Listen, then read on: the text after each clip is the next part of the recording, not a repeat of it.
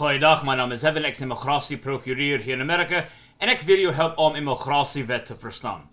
Every day I go onto Google and I type in the key terms Afrikaner, Refugee, United States, and I see what news or information comes up to help try and combat all of the disinformation and the leftist attacks on the Afrikaner refugee program and on the truth that Afrikaners, and not just Afrikaners, but other ethnic minorities inside Africa are facing persecution that warrants the refugee program and, in my personal opinion, asylum grants for Afrikaners who are currently here in the United States. And the disinformation is it's dangerous, and it's still out there. And even though it seems like the Afrikaner refugee program comes in and out of news cycles, it disappears for a while, then it comes back, there's always something brewing under the surface. And I think it's important to bring these things to light. So I actually found this on Facebook this morning, and I want you to read it. I'll put it up on the screen. I want you to read what it says. It says that an Afrikaner refugee was killed in the United States. Now, for some perspective on this story, this individual wasn't killed.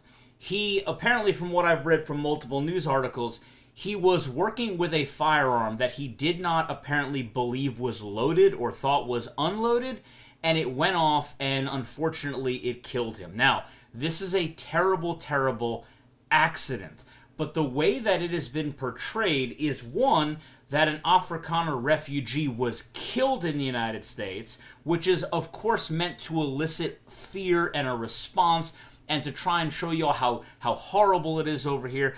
But the other important thing is this poor individual was not a refugee, okay? I found the exact same articles from multiple other sources that don't have the term refugee in it because he was not a refugee. He was an individual here in the United States working on one of these agricultural visas that many of you who I'm working with now in the United States are on, or those of you inside Africa, you have spouses here working on these agricultural visas.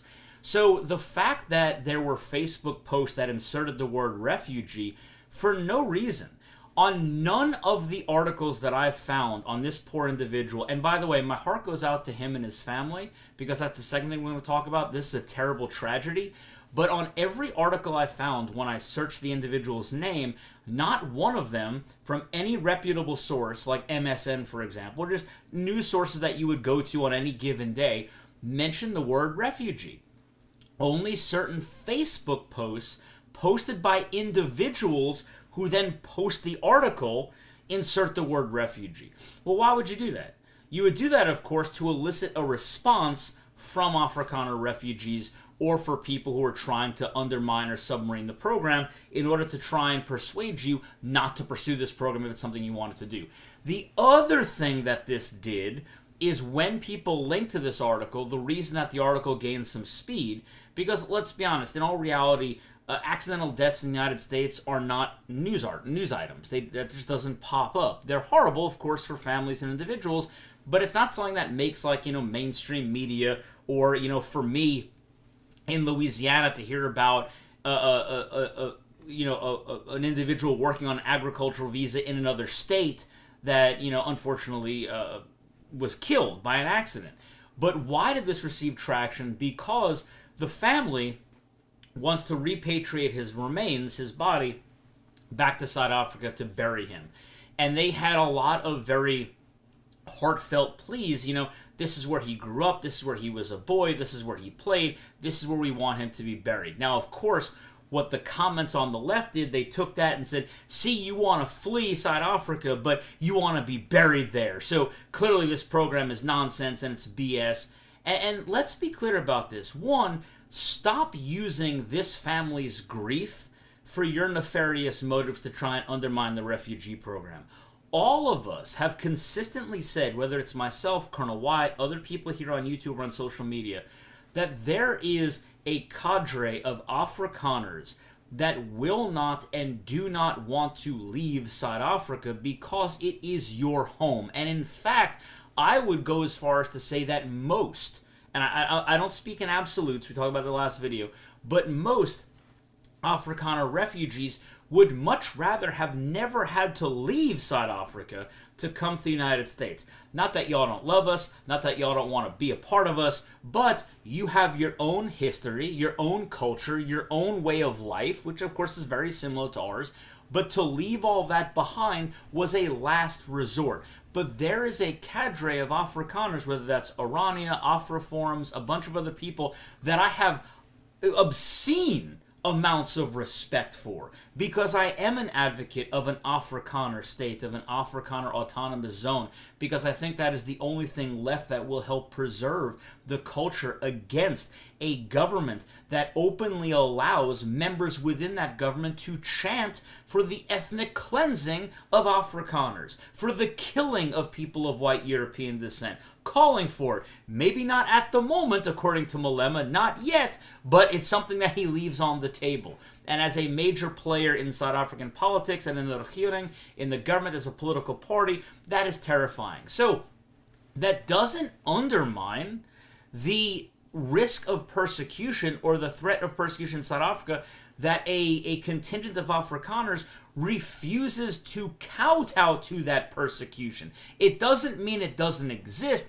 It just means that they have taken it upon themselves to sit through it because, and I've told you all this is a personal decision that you have to make, right? What is it worth to you? I've told you I've had conversations with Afrikaner refugees here who are very upset. Now, of course, it's better than the persecution they faced, but it's not all sunshines and rainbows to come to the United States. You are coming as a refugee. This is to save your life, not to give you a mansion and a 2-car garage and to take care of all your needs necessarily.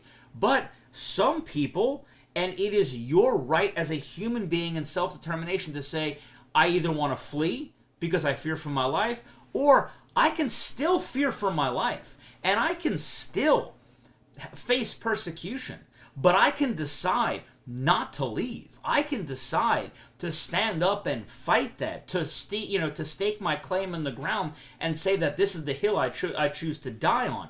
One does not take away from the other, and I'll argue that till the day that I die. So I think that this is a stupid thing for people on the left to do, to attack this family and to use this horrific accident. The man accidentally was killed in a firearm accident, which can happen to anyone.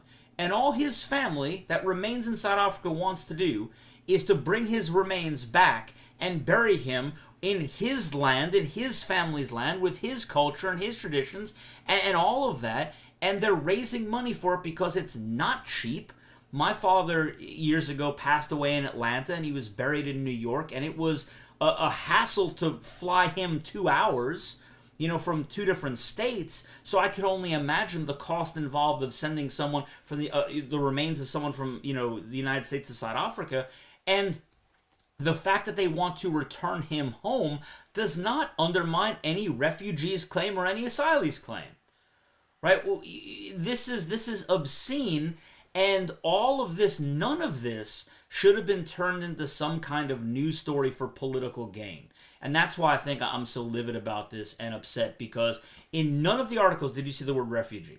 Only on Facebook did you see people posting and claiming that he was a refugee in order to elicit this response. Because, they want to bring his family back. Clearly there's no persecution. No, clearly there is. But some people have decided that it is worth it to them to stay and endure and to fight it, and that's what they choose to do. There is no shame, and there is nothing wrong with anyone who says, this isn't for me, I'm afraid for my life, I want to take advantage of this refugee program and flee. I have nothing but respect for those people. The same way that I have nothing but respect for the people who want to stay and endure and fight, because for hundreds of years, that has been your home. That is your geschiedenis, jouw cultuur. That is everything that you hold dear, and you shouldn't have to give that up if you choose to stay and endure. So this is not apples and oranges. This isn't one or the other. This is a family that apparently has, and I don't know anything about the family, so I'm making assumptions here, but just based on these news articles, this is a family that has decided to stay and wants the return of their son to their ancestral land, to their community to be buried where he grew up. There is nothing inherently wrong about that. Nothing of that undermines the refugee program. Nothing of that undermines anyone's asylum claim. Nothing of that undermines the fact that there is persecution, severe persecution of Afrikaners inside Africa, to the point where our president has said that Afrikaners have been slaughtered. Right? The President of the United States has made that official policy claim. So we are sitting here saying this is happening based on the evidence that we have available to us. And all of the stories, all of the anecdotal reports that I've gotten from all of you of the persecution, there is nothing wrong with either path you take. And there is no shame in either path you take. But the point is to say that this story, to be used to undermine the Afrikaner refugee program, is more proof of disinformation and how people will take something and try and use it to spin it to undermine Afrikaners' claims for relief in the United States. So just be aware of this, because that was the first thing that came up this morning, was Afrikaner refugee killed in the United States. No, an Afrikaner agricultural worker here temporarily was accidentally killed by a firearm accident, and his family wants his body returned. That's all there is to the story. There is nothing in this that should take away at all from the Afrikaner refugee program or for the Afrikaners who are committed to staying inside Africa. So as always, remember to like, subscribe, share, and I'll see you for the next video.